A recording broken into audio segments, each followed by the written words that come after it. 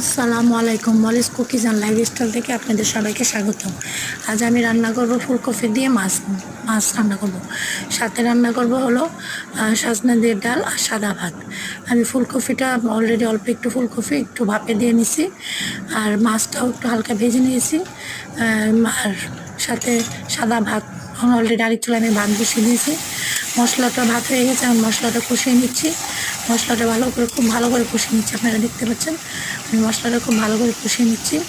এরপরে এখন আমি ফুলকপিগুলো একটু দিয়ে দিব, দিয়ে একটু হালকা নেড়ে চেড়ে নিব, কারণ ফুলকপিটাও তো মোটামুটি একটু সেদ্ধ করাই আছে।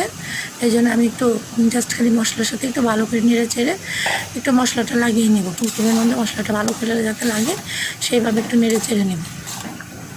একটু নেড়ে চেড়ে নেওয়ার পরে আমি মাছগুলো দিয়ে দেবো। তার আগে ফুলকপিটা একটু ভালো করে নেড়ে চেড়ে নিতে হবে, নাহলে তো ফুলকপিটার ভিতরে মশলাটা ঢুকবে না।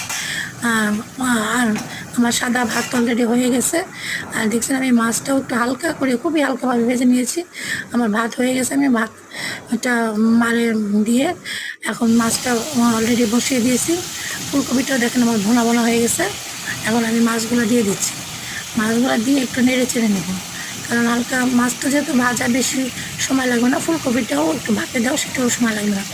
জাস্ট মশলাটা একটু নেড়ে চেড়ে ভালো করে মিশিয়ে নিতে হবে। তারপরে একটু কুসুম গরম পানি দিয়ে দিব যাতে মশলাটা ভিতরে ঢুকে, যার কারণে তরকারিটা মজা হবে। আমি তরকারিটা একটু নেড়ে চেড়ে নিচ্ছি। দেখতে পাচ্ছেন আমি একটু ওই পাশ আর ওই পাশে একটু ভালো করে নেড়ে চেড়ে দিচ্ছি, যাতে করে ফুলকপিটার সাথে মাছটা এবং মশলাটা খুব ভালো সহকারে মিলে যায়। তারপর আমি একটু হালকা গরম পানি দিয়ে দেবো। এর মধ্যে এখন আমার ডালও হয়ে গেছে, সজনা দিয়ে আমি আজকে ডাল করেছি। ডালটা অলরেডি আমার কমপ্লিট, ডাল হয়ে গেছে আমার। ডালটা আমি নামিয়ে নিয়েছি। আমার ভাতটাও দেখেন কমপ্লিট, ভাতটা হয়ে গেছে। এখন শুধু বাকি আছে আমার তরকারিটা হলে আমরা লাঞ্চ করতে পারবো। তরকারিটা দেখেন আমার খুব ভালো করে মাছ ফুলকপি কষানো হয়ে গেছে। আমি এখন এর মধ্যে একটু হালকা পানি দিয়ে দিচ্ছি, যাতে করে এখন মশলাটা ভালো করে একটু ভিতরে ঢুকে। হালকা একটু কুসুম গরম পানি দিয়েছি, যাতে করে মাছের ভিতরে এবং ফুলকপির ভিতরে মশলাটা ঢুকে একটু সুস্বাদু হয়। এখনকার দিনে ফুলকপিটা যদিও সবাই খায় না, তারপরেও আমি একটু আজকে অন্যরকম করলাম।